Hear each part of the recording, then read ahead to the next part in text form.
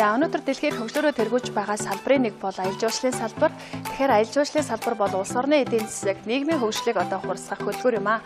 Иймээс дэлхийн жуулчдыг Монгол улсад татах, нөгөө талаасаа Монголын аялал жуулчлалын бүтээгдэхүүн үйлчилгээг хөгжүүлэх, бий болгох, мөн бус нутгийн аялал жуулчлалыг хөгжүүлэхийн тулд чадварлаг боловсон хүчин аялал жуулчлалын мэргэжлэнгүүдийг бэлдэх зайлшгүй шаардлагатай байна.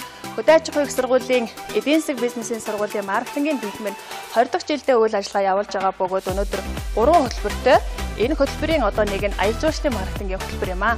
За энэ хөтөлбөр нь аялал жуулчлалын зах зээлд маркетингийг хэрэглэх ур чадвартай цахим систем, мэдээллийн технологи суурилан аялал жуулчлалын бизнесийг удирдах мэдлэгтэй, мэргэжлийн ёс зүй, зөв хандлагатай, бакалаврын зэрэгтэй мэргэжилтэн судлаачдыг бэлтгэхэд чиглэдэг.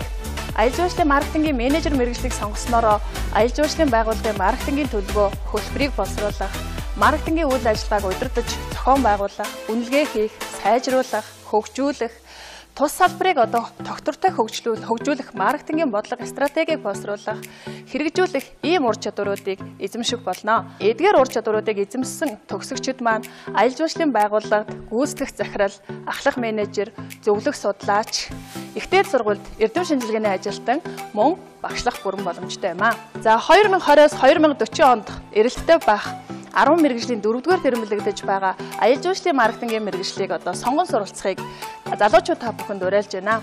Аялал жуулчлалын салбарт олон улсад хүлээн зөвшөөрөгдсөн мэргэжлүүдийг бид бэлтгэх болно.